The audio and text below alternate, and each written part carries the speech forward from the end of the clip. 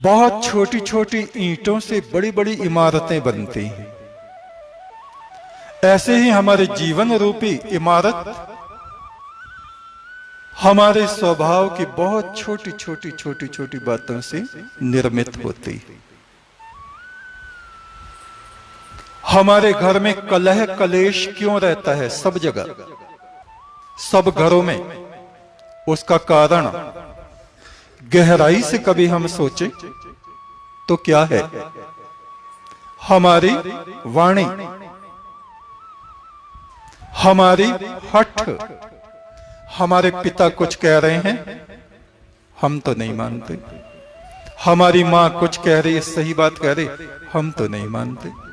हमारी पत्नी सही बात कह रही, हम तो नहीं मानते। हमारे भाई सही बात कह रहे हैं, हम तो नहीं मानते। हमारे धर्मशास्त्र सही कह रहे हैं, हम तो नहीं मानते। जब किसी की मानेंगे ही नहीं तो परिणाम क्या होगा? दुख, विपत्ति, आपदा। इन दुखों से बचाने के लिए ही हमारा धर्मशास्त्र है, वेद वाक्य हैं, गुरु वाक्य हैं, पिता के वाक्य हैं, हमारे हितैषियों के वाक्य हैं। उन बातों को हम मानते नहीं, अपनाते नहीं, तो हमको दुख की प्राप्ति होती है। अब दूसरी बात यह है कि हमको कटु वचन क्यों सुनने पड़ते हैं? कटु वचन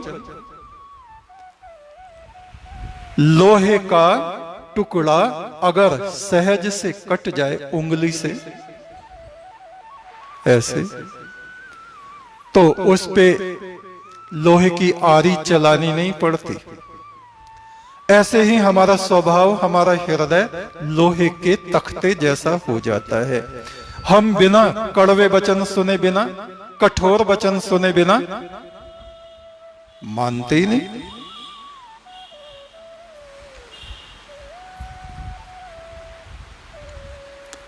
तो कटु वचन हमें इसलिए सुनने पड़ते हैं अपने बुरे स्वभाव के कारण।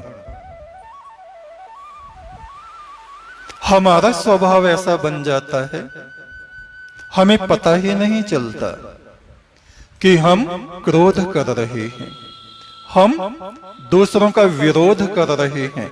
हमें पता ही नहीं चल पाता कि हम असत्य वचन बोल रहे हैं। वो हमारा स्वभाव बन जाता है और बार बार वैसी ही बातें हमारे मुख से निकलती रहती हैं। तो 3 दिन तक आप अहिंसा धर्म का पालन करके देखिए। अपने मुंह से ऐसी बात मत कहिए, अधिकांश मौन रहिए, मीठा बोलिए और धर्म वचनों को मुंह से कहते रहिए।